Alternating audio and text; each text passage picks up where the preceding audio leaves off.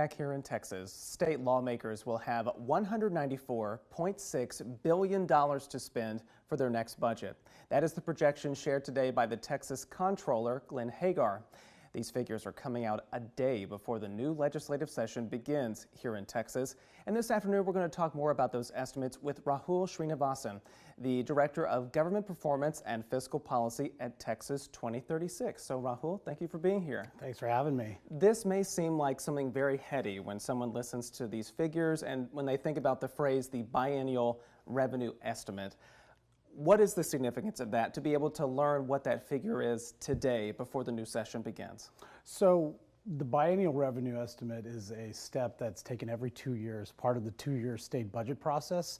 And this announcement today kind of kicks off that in-session portion of that process. So with the announcement today, Comptroller Hagar basically tells the legislators, this is the amount of money that you have to work with in crafting the state budget for the next 2 years. And really guides what work they're able to do and maybe even things they could pursue and pay for. Okay. That's right. That's good to know for everybody at home, because I'm sure they're going to be hearing a lot about this as the session begins. So the comptroller also today said that this is a slight decrease from the last budget cycle that the lawmakers will have to work with. Why is that?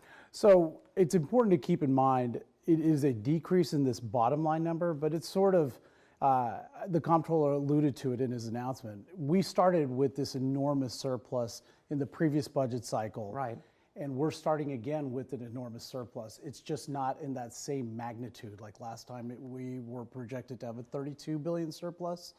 This time we're projected to have a 24 billion surplus, which, by the way, these types of surpluses are not commonplace. These are both of a magnitude that we've not seen in the state budgeting process before, but we're actually expected to increase our overall state tax collections over the next 2 years relative to the current budget cycle.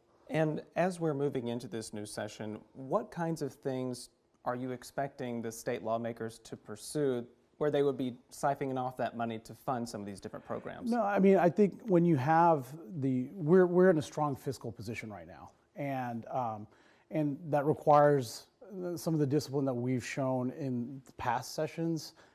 Last session we had the large fund balance and we didn't blast through it. We had room to do it, but we did a lot of strategic one-time investments in infrastructure, things like water, broadband, parks.